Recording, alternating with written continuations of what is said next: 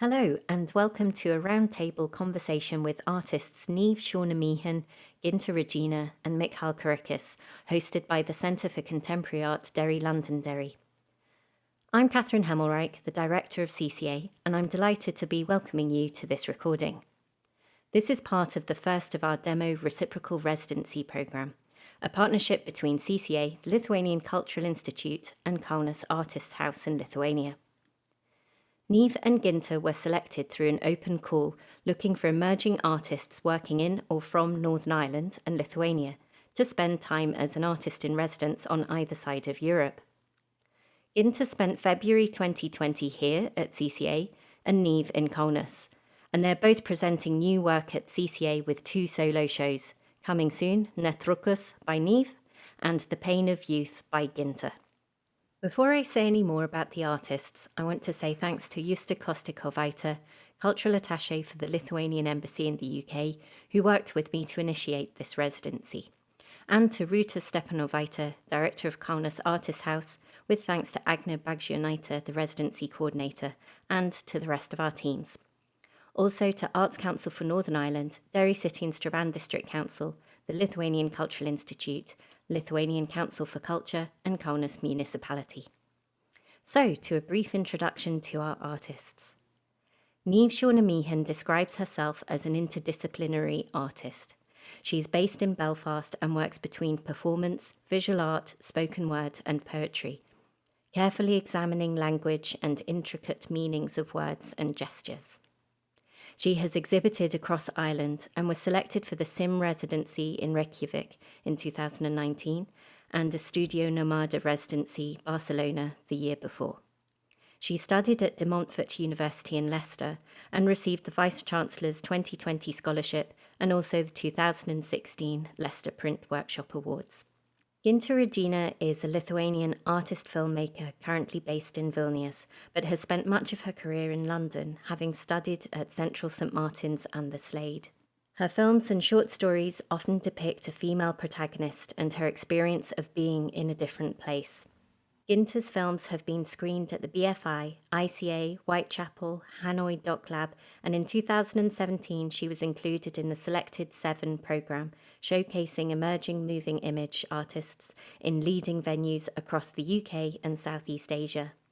She also won a Stop Play Record Channel 4 First Acts Commission and Travel Scholarship to make a short film.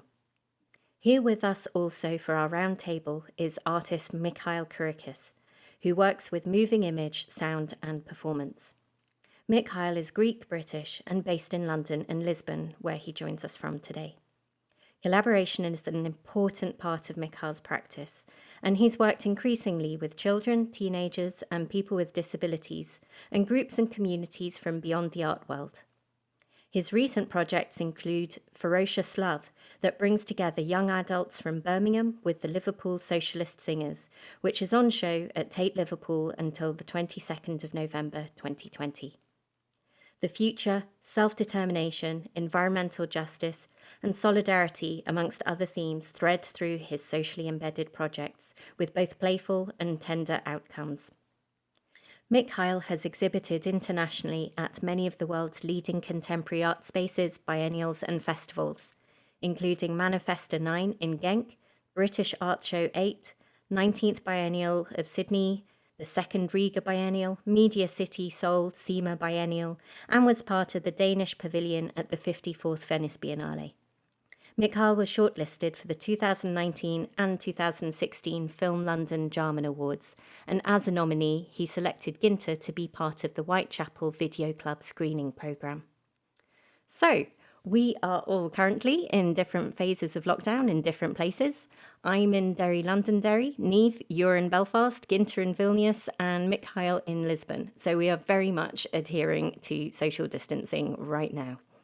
You all have very different practices, but there are various overlaps, and I wanted to start by asking you about language and the spoken word, as it's arguably an incredibly important part of your work. Gintė, perhaps starting with you. Sure. So yes, you are right. It is very important in my work, and in fact, increasingly, it's becoming one of the most, if not the most important element. Being a filmmaker and one whose work kind of borders on narrative fiction, spoken word or dialogue is, of course, one of the main elements that I use. But also in the recent, in the last year or so, I have begun to write not just for film, but as a thing in and of itself. And right now I'm kind of trying to see where that takes me, and whether in fact those can just become two separate parts of my practice. But even before, I mean, my films have been hugely influenced by writing and by writers. So, for example, one of the main influences on my films is the author Alice Munro, whose short stories very vividly and very piercingly depict women's lives and women's interior lives. And the way that kind of takes form in my films is partly through the kind of narratives I choose to explore, or the kind of themes, but also the writing itself. In my films, it comes in two ways. It comes through dialogue, so direct speech, how characters interact, and how that propels the narrative forward. But also there's this other layer of, which often comes over in voiceover or in monologue, in a kind of a more poetic, heightened mode. And so yeah, it's always about juggling those two things. So yeah, Mikhail and Niamh, Niamh, you very much script your work. You have very purposeful statements, and Mikhail, how does it work with yours? How freeform is it? Yeah, like with Gintė, like describing this concept of a narrative and writing that also like informs maybe how things turn out, or how writing can be used, as an art practice. And with me, I'm very interested in like performance art, but as a language, and how that would take place, or how we can show how performance art can have a language. And with the texts that I write, like they're very much based on the encounter, like how do we encounter a text, and then how does it influence the writing, how does it position it, how does it enable it, or does it collaborate with it. I am extremely influenced by Samuel Beckett's writing, but I see myself like commencing a dialogue with his work. So I'll read a text, and then I'll try and dissect it, and I'll go away and I'll take bits of it and try and rework that, or allow them to enter somehow back into my texts. I also use writing or language as a narrative to understand like how I work through things. Gintė spoke about like wandering as well, and yeah, I would say like that's immersed in my practice as well, like wandering through something but using text and language to kind of figure out what it is, or to situate yourself or your influences in that composition. Interesting to hear both of your approaches to language and text. Maybe I should start anecdotally by saying that recently I was having a conversation with my mum on the phone, obviously, because of social distancing. And she mentioned that when I was a toddler, I have a twin sister. And apparently she was crying quite a lot at night. And my mum and dad were very worried that would disturb me and, wouldn't let me sleep. And she described a scene one night that she entered the room where my sister and I were in different cot beds, and my sister was crying again, and her and my dad saw that I was dancing to her cries. And that's not because I enjoyed, I don't think so, I enjoy people crying. I think it's because of perhaps how I listen and what I listen to when I listen to voices. And I think forever, for as long as I remember, I've had the tendency to listen to the voice as a kind of material. I'm more interested in the prelingual or the extralingual, what is outside of language. I remember when I was a teenager, obviously I was obsessed with music. I would select the recordings. Very, very often I would have like my favorite songs, but interpreted by different singers. And I would play them again and again. And I would choose the ones in which the breath was very audible. And often I would just, repeat obsessively just the points where the breath was. And I would always question the recordings where the breath was not audible. And it's very uncanny. It's like, is this a machine singing? It's like, where's the breath?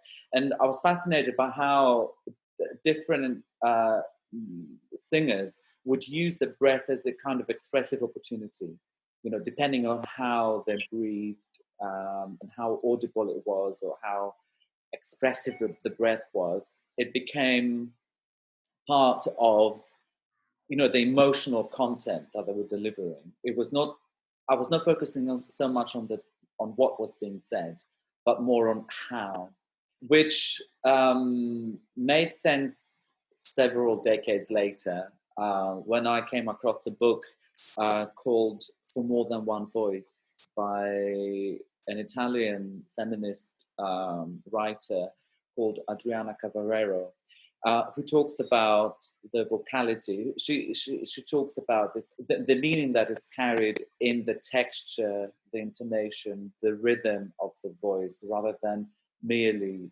the text. And the way I approach, and I have been approaching my work since the beginning, is very connected to that.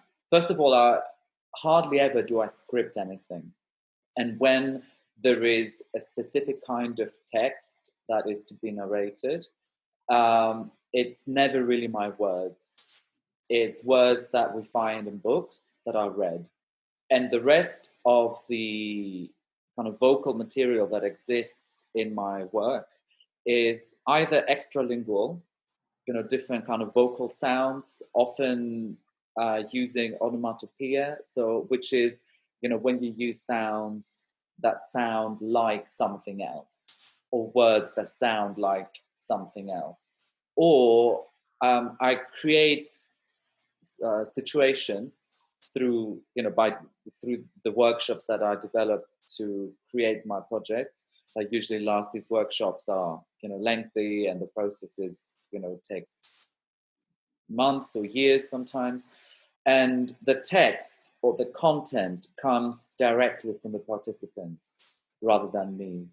And for me, that has kind of political, I'm connecting it to like particular politics that I want to practice through my work, i.e. creating agentive opportunities, so opportunities through which the participants can exercise their agency to generate their content and verbalize or voice their own opinions, their own feelings, their own circumstances. I'm quite familiar with some of Gintė's work, and I was absolutely fascinated. The first time I saw it, I was absolutely fascinated by how you used, Gintė, how you used language. And if I recall, there was I saw a film that you made with your mother, is that correct?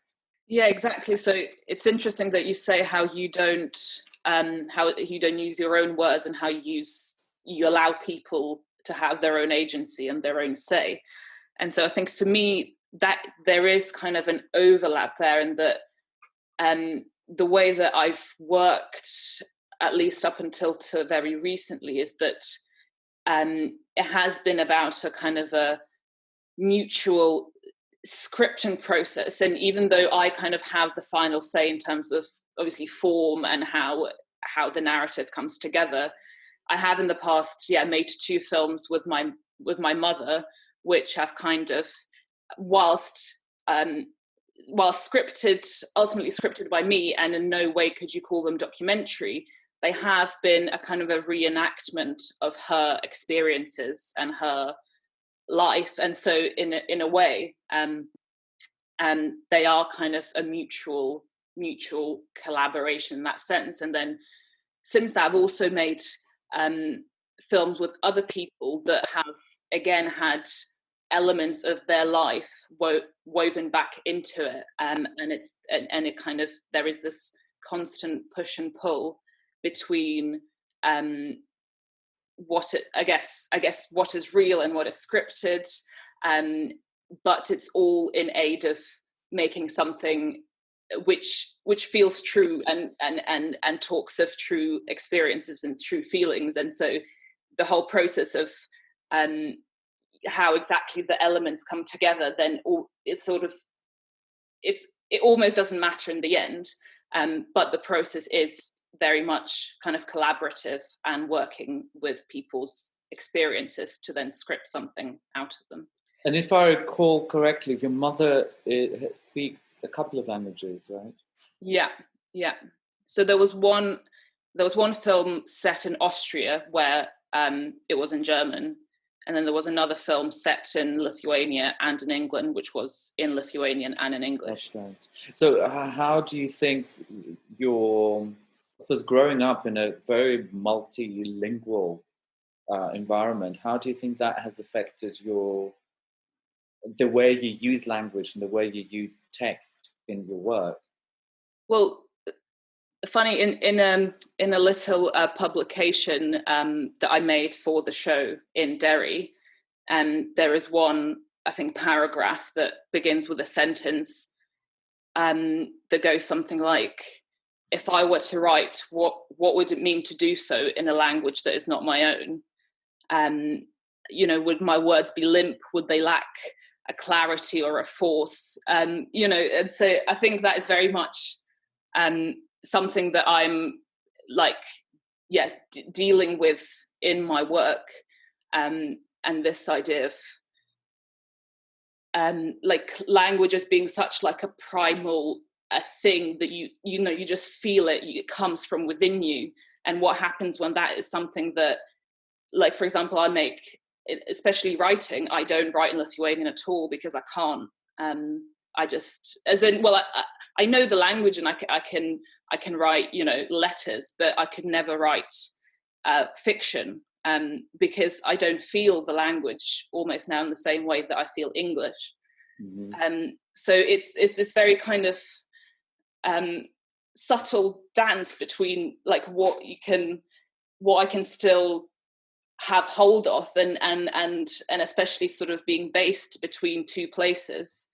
It is quite a dissonant thing, and so it just inevitably, that kind of separation or that kind of tension then becomes part of everything that I do, whether it's writing or film. Mm-hmm. How about you, Niamh? Do you write or think or speak different languages? No, just English. Unfortunately, yeah. Niamh, with some of the work that you've got in this show, it's for the visitors, the audience, to pick up and perform themselves. And you'd talked about having it as a rehearsal, a live rehearsal that is the piece. So what's your relationship with how that can take place, and how much you either control or give total freedom to the people reading your words?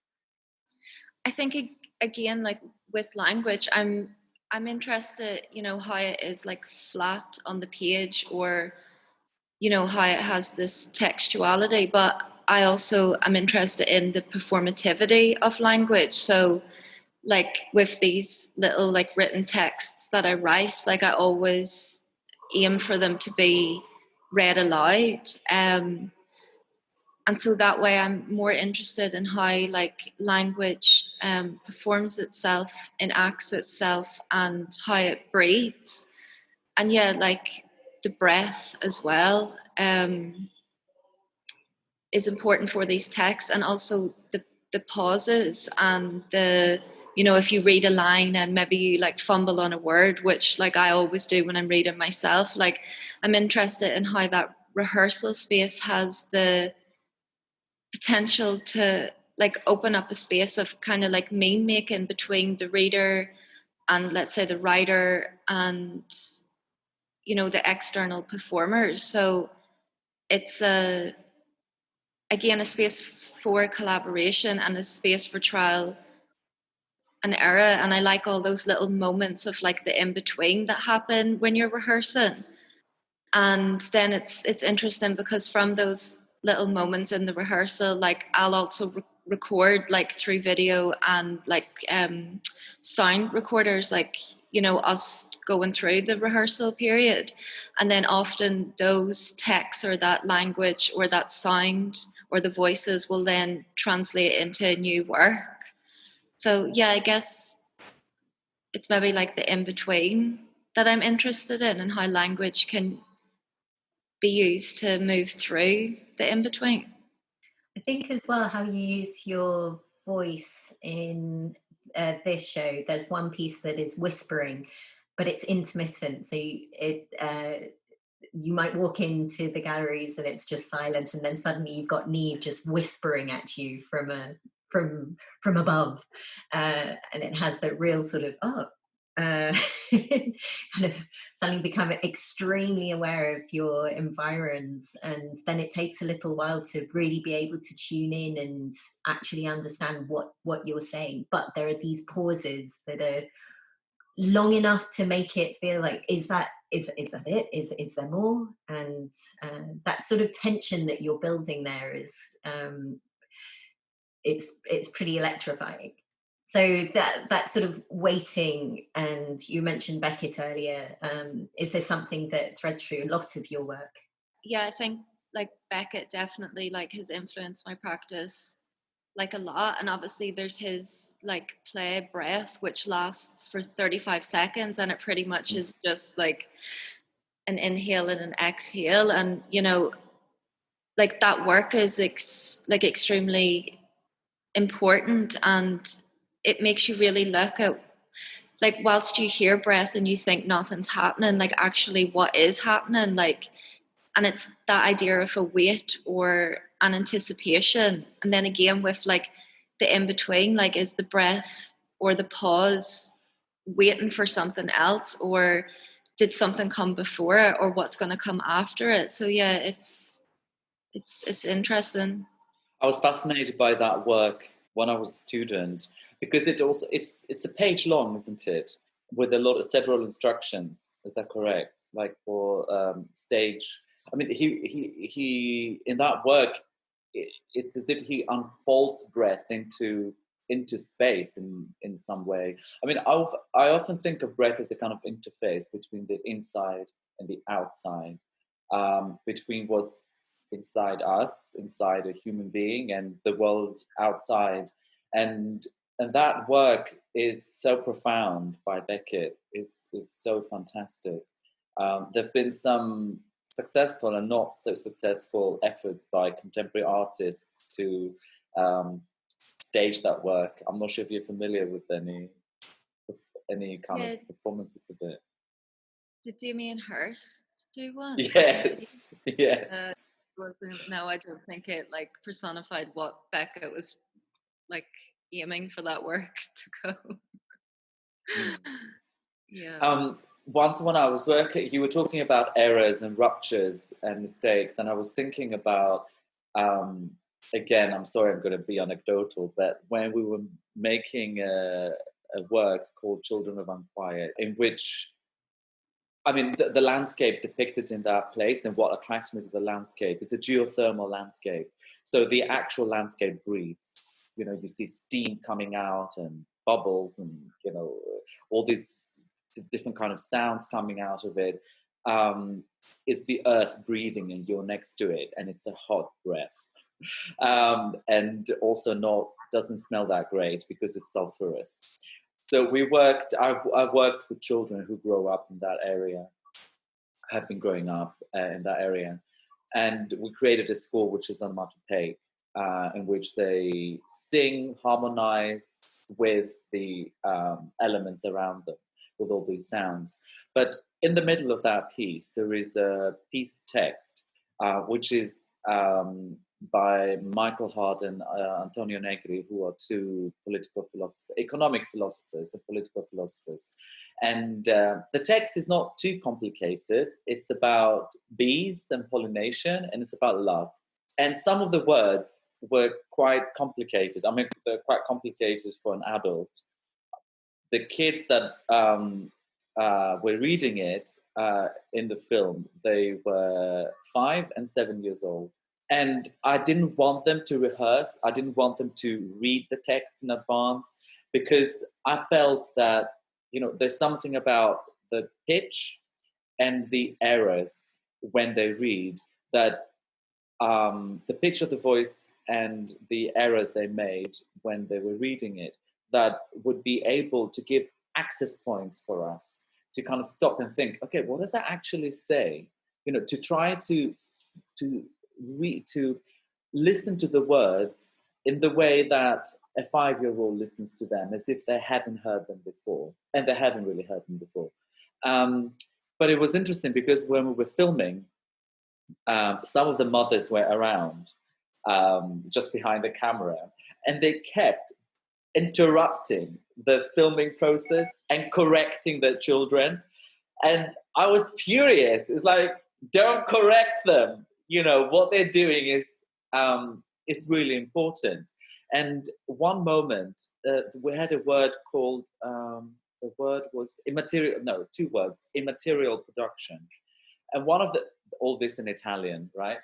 And one of the boys could not repeat it. Well, it's not just he couldn't repeat it, because he could not understand what it was, immaterial production, those combinations of sounds together to make words. He completely made it up. He just made up gibberish and presented it as a word, which is what we were doing, really, to him. And I thought it was ingenious. I thought it was like, yeah, this is what it is. It's like, it's imagination and creativity, filling that gap, of incomprehension. He doesn't understand it, but he's inventing it. He's inventing language in the same way that we are presenting to him language that we had invented. But really, that incident made me realize that actually language it's an incredible thing. It's this combination of, it sounds very banal what I'm going to say, but it's a combination of sounds that we have agreed to make sense of. But for that boy, his combinations of sounds were also making sense, or as much sense as our combination of sounds put together. So it's a code, and thinking about breath, thinking about errors allows us to break the code, to think beyond it, think what is, other than that, what is behind it, what might come after it. Yeah, it's fascinating. Actually reminds me of an episode of CAC TV. So when I was a curator over in Vilnius, we had our TV programme, and there was an episode that was made entirely by children. And at one point, this kid is singing their socks off to Madonna, but they're not. They kind of are sounding out what might be the words, but it's just this really affectionate nonsense that's coming through, and there's such bliss and joyfulness that comes through it. I think that is just the experience of growing up with pop music in the English language, but without being able to understand it. And it's like, I feel like everyone would have stories of what they thought Madonna said or what they thought Britney Spears said. and how inappropriate it would have actually been to know. But at the time, it was just the greatest, most fun thing. Even worse for me, I was trying to do this in French because when I was a kid, I don't know why, I was never really listening. I never listened to American or British or music. I always listened to French or Italian music. Don't ask me why. I have no clue. I don't know why. So now I meet, people who are Italian, and I can sing entire songs that I think I'm singing in Italian. Some words I know are correct, but I'm singing those songs in Italian to them, and I don't have a clue what I'm saying. And in some cases, they don't even know what I'm saying. But it's, interesting. Yeah, Je le Taxi by Vanessa Paradis. that was my one growing up. Which segues us to music. Gear change. Gintė, you've collaborated several times with the same composer on your films. Do you have a very close working relationship, and how integral is that to creating the texture of your films? So I actually started out, the first few films that I made, I set myself the task of using sound that is only sort of diegetic, or that is within the film. So I actually started working with a women's choir, who then became part of the film, and so the music kind of acted as the soundtrack until in the end you did actually see them. So it's very much woven into it. And then similarly, I worked with an army band, who were both providing the soundtrack, but at the same time sort of becoming a character within the film. But then more recently, as I've kind of moved more towards narrative fiction, or slightly closer towards narrative fiction, I have actually become interested in using soundtracks in the more classical sense of commissioning someone to write a soundtrack.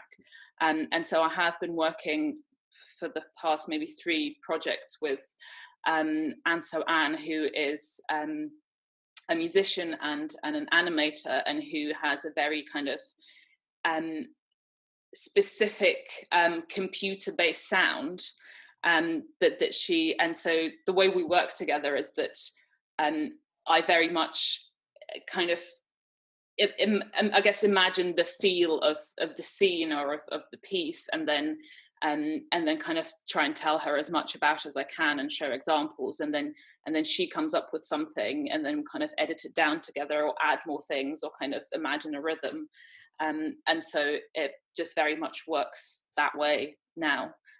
But I do kind of miss also sort of having an actual live band in the film. So I wonder whether I can sort of have both at some point as well. So there's a distinct lack of music in the work of that I know of yours, Niamh. No, 100%. Yeah, I don't, like, just apart from the sound of the voice or the non-voice, but no, music isn't really something I've considered yet, maybe in the future.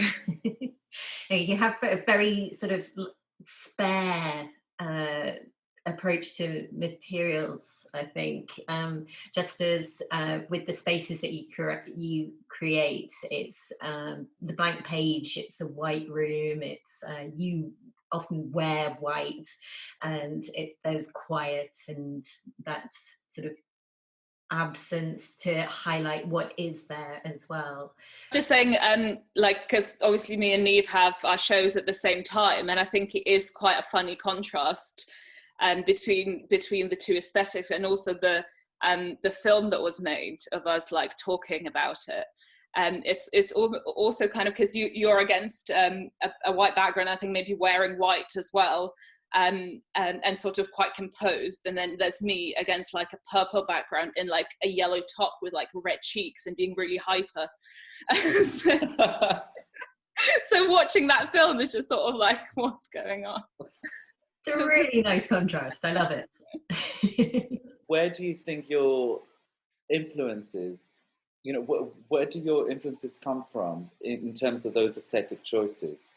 I definitely say I often feel like I just get like lost at every given moment. Like I'm a really bad daydreamer, and like I carry like a notebook with me everywhere. So I really have to say like this idea of like emptiness, like literally having an empty page, like it really it throws me. But then I feel like it's at the root of everything I do. This like nothingness or vagueness or ambiguity that's like floating about, but then it's trying to then like spill something onto all those things, all those empty documents or the empty Word document. And or even like when you're recording like your voice, like I use a lot of dictaphones. Like often when I go to press it, like there's this like fuzziness in it, and it's like this like nothing's happening, and it's this like silence, but it's not silence, there's something there. Yeah, I'm quite influenced by emptiness in general, which is why then I relate so much to Beckett. I often think about landscape, and because I grew up in a port town in Thessaloniki in Greece, and I often think about the kind of color schemes and the light and sound and languages, in that context, that have, I think, have really influenced what I'm doing, and the aesthetic language that I've developed. But also later, as a teenager going to London, and it was, very different. So the harshness of, maybe it's not harsh, maybe it is harsh. I mean, the light, the light in Greece in the summer is so extreme. It's blinding, and whatever it touches. I remember when I visited the Parthenon. I mean, such a cliche for a person growing up in Greece to talk about the Parthenon, but I do remember it because Athens is quite grey, it's quite polluted, very messy. It's like São Paulo, and then you climb up the hill, the Acropolis, and at the beginning you don't see the Parthenon, and then when you see it, you don't just see it. It was blinding. I really remember that experience. It's blinding. And very often, in my work, I like playing with this kind of contrast, which then I'll translate into, color, very bright color placed against a very monochromatic landscape, or, a stark sound kind of appearing out of silence, or, very contrasting kinds of dramatic kind of contrasts in both sound and image. But it's just my own self-analysis. I mean, but it's really interesting just hearing you talk about it, because in terms of sound and color, because I feel like I have a very specific kind of pastel color palette, which is sort of just everything I do seems to kind of get enveloped in it. And then just you're talking about it made me think of like, where does that come from? Like how has that happened? And just the first thought that did spring to my mind is that when I was a child, so up until I was about 13, I went to Steiner Nursery and Steiner School, which is this kind of alternative education with a very, very much very specific visual language. And I think just now realizing, I think that probably is a lot to do with it, with this kind of early life, being exposed to this very specific visual and audible world that I've sort of like carried with me, and is now sort of developed into my own little set of kind of visual cues, I guess. And then also just another thought I had about music, how actually just, I mean, we were talking about, singing along to songs and not knowing what they mean or whatever. But actually I've realised that the film in Derry actually sprang from a song. and I've forgotten about it because it's not, it's not a part of it that is important to know to understand or experience the work. But actually, I was listening to a song, and then I thought, this is a narrative, this is a thing that I could work with. And then similarly, right now, I'm working on a script which also was kind of inspired by a song that I used to listen to when I was young, and then also now being here in Vilnius after sort of 13 years of not being here. It's funny how I feel like all these songs that I used to listen to as a child, and then also linking back to early education and this colour and the Steiner thing, I think it's sort of really all flooding back to me, and realising how much those things sort of sowed little seeds, and whether it's just a feeling or of aesthetic, that I have now totally sort of transformed into something that is just a part of me and that it comes through in my work. I wonder if Niamh, do you think any kind of early life experiences like that of your surroundings have influenced or are influencing your aesthetic choices, your material choices?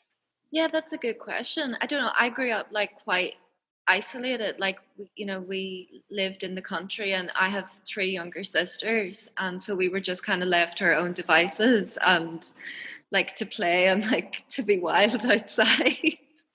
And like we were constantly building things and stuff. So I think we really like worked with what we had. So yeah, like maybe that idea of the blank nothing, like we would go and pick up like sticks and like bits of wood and then construct like a dodgy tree house. So yeah, and maybe being in, separated from like other kids and just having us, like we, had to form like our own play and our own stories and our own, activities as to what we were going to do. And it was just us. And again, like we would speak about what we wanted to do. So yeah, it's like, but when someone asks you that question, or like what Gintė was saying, when you start to think back, like maybe, yeah, like those things are all there, and they slowly do like immerse themselves into the, what you're doing now.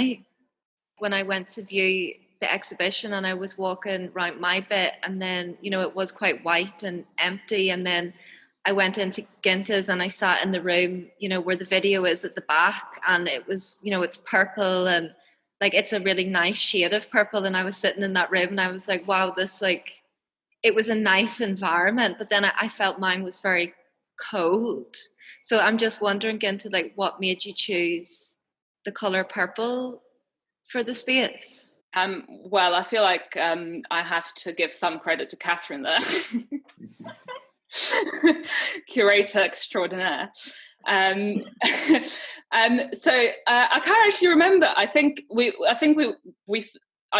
mean, the last show I did, the walls were blue, because the film, that there was a lot of water, and the way it reflected, it kind of really kind of unified the space and kind of extended the film out into the space. And then for this, we were saying I was definitely wanting to paint the walls as well. And I can't remember how purple came. I mean, the film is very purple in a kind of a simple way.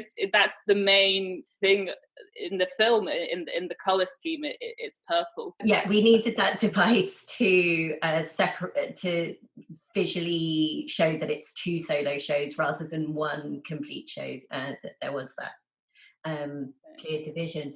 Just having a black or a grey, it felt wrong. It would have been too strong against the softness of the colours that you use, Gintė. I think it just felt purple. I think it felt purple, and also because just all the 2 films and the booklet and the show, they just both have these very pastel-y, warm colours.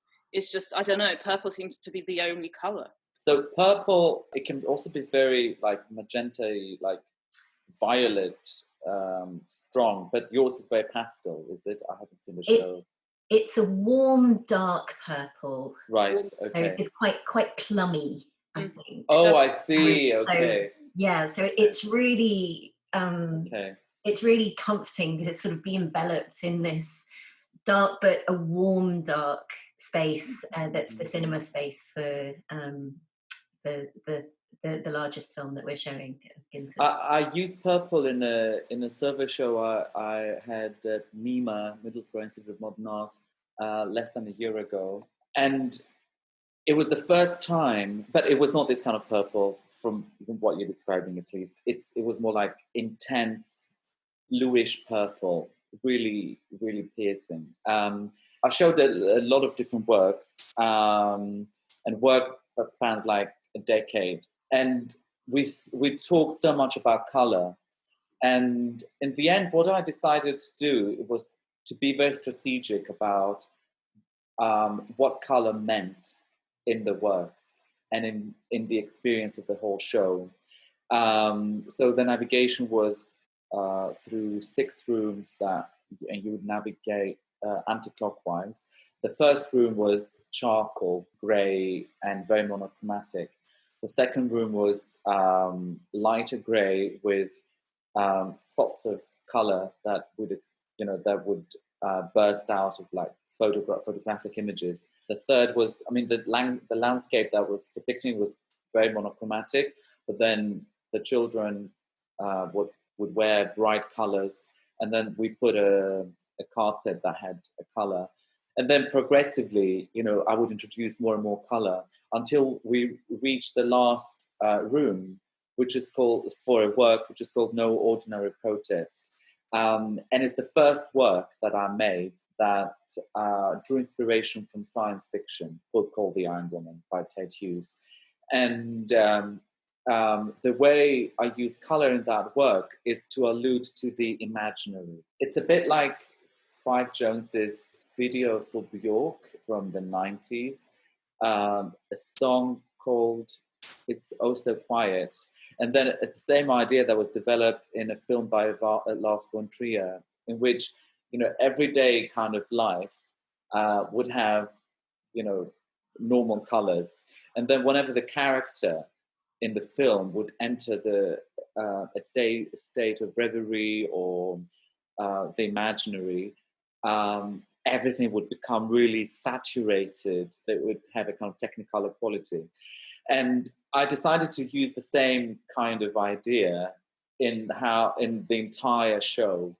So when we reach the last space, we are really in the space of the children's imaginary, in which they transform into superheroes and they stage a protest. They become eco-warriors.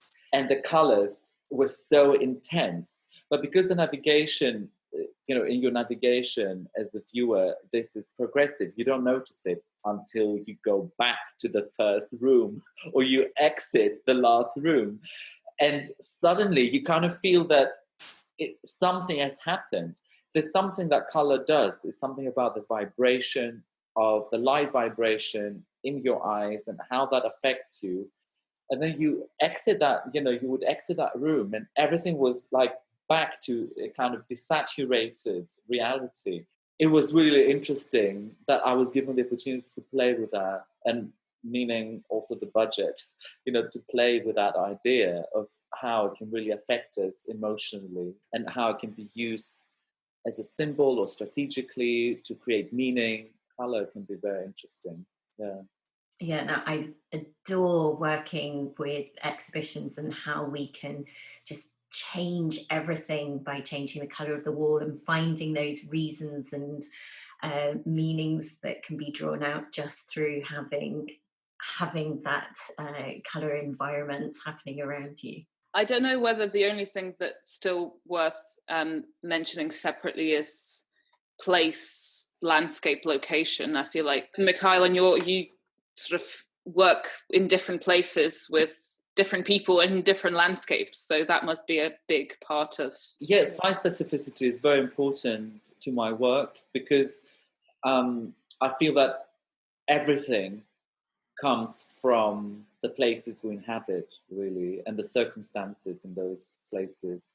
So I have created lots of different kinds of work with workers, different types of workers, and depicting them in their work environments, be they factories or the sea or boatyards. And then that also informs the sonic language of the works I develop.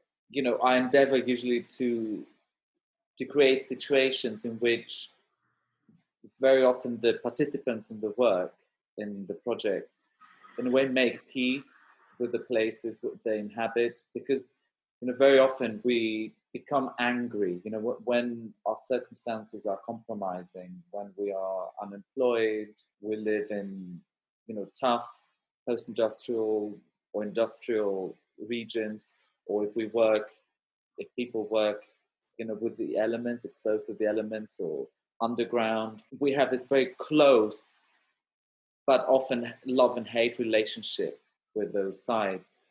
I'm very interested in that, and landscapes, sites become characters in their own right. In all my works, they sing, they envelop, they intimidate, they comfort. One work called Ain't Got No Fear, I'm just going to talk about that piece, Ain't Got No Fear, in which we see, I developed the work with a group of 5 teenagers, and they're growing up on the Isle of Grain, which is in northeast Kent, in southern England. And the landscape is heavily industrialized. When I went to this particular place, the Isle of Grain, the soundscape or the soundtrack of people's lives was dominated by the sounds of demolition of the nearby power plant. And those sounds, they were harsh both in terms of their sonority, but also they were signaling unemployment, because a lot of people, local people, were working there. So then I thought, how can we turn that into a possibility, into an expressive opportunity? So with the teenagers, we started recording the sounds of these very harsh metallic sounds of the demolition. And then we sequenced them, we sampled them, and we turned them into a series of beats to which they rap about their lives. So yes, the landscape I'm using in whatever way I can to transform and to somehow mine both expressivity but also possibility out of them. Hope. How does that feature in both your works, Niamh's and Gintė's? How does landscape feature in your practices? I can go, maybe mine is very obvious or literal, because I guess that the films that I've made have taken place in many different countries and across different landscapes, but the natural world or the natural landscape has featured very heavily, and one of the main presences, and, you know, maybe a character in and of itself. So I made one of the films in the show in Derry is called Monarch in September, which is made during a trip in Canada in the footsteps of the author Alice Munro, and so featuring places that she lived in, that she's from, that she wrote about, and kind of literally us weaving our own narratives around these specific locations that have so much meaning to us and just so much kind of weight and presence through this author's work. So in that sense, it's a very literal, direct relationship to landscape and directly working with it and from it to kind of create narratives. And then the main film in the show at CCA, it takes place in a flat, in a London flat. And there, almost one of the main starting points for the film was the view outside the window, because it's a very kind of romantic, unusual, at least from my experience, unusual depiction of London, and that it's a beautiful open view of the River Thames, and with the bridges being lit up at night. So it's a kind of almost in direct contrast of kind of experience of London, you know, as a young person or as a young artist trying to survive, and it's this kind of utopian idea of the city that sort of takes you in and you're a part of it, and there's no kind of tension. So that film almost just sprung from this view, and then I kind of weaved a narrative of two sisters, one of whom lives there and the other comes to visit, and the view almost kind of symbolizes the difference or the rift between them, in that it belongs to one of them but not the other, and the other kind of wants to be a part of it but can't. So yeah, in a very direct way, landscape is sort of almost the starting point of the films. And how did you find being on the residency here? I have written a lot about the landscape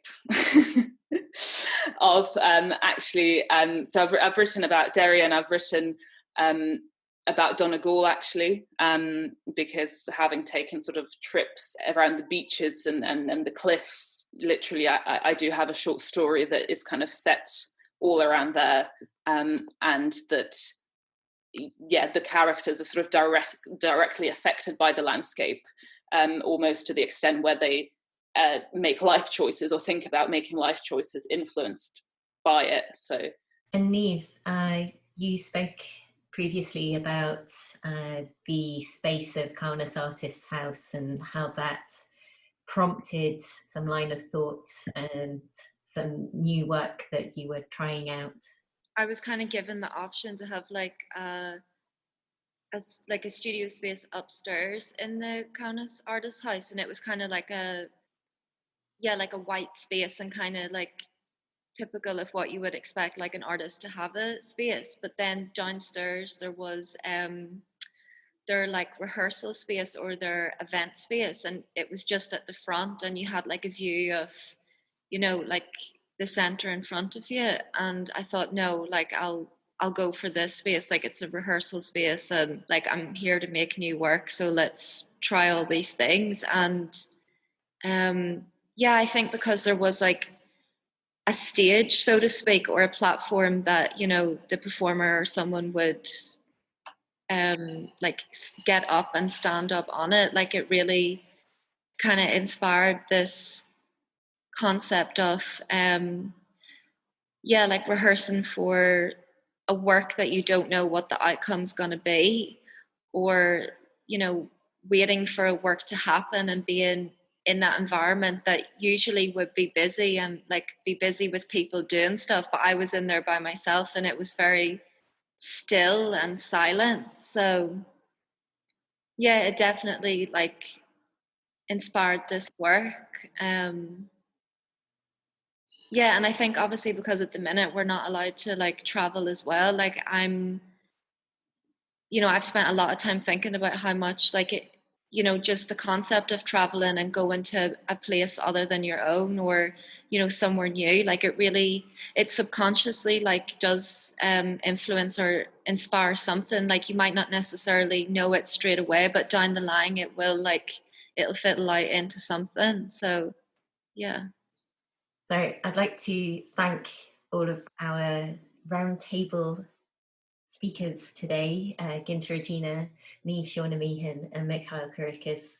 And it's been really fascinating to hear you talking more about your works and experiences. And thank you very much for your time. Thank you for the invitation. And you can see more of the Reciprocal Residency solo shows online at CCA-Derry-Londonderry.org. And if you're in Liverpool, you can get to see Ferocious Love by Mikhail until November 2020. Okay. Thank you all. Thanks. Thank you.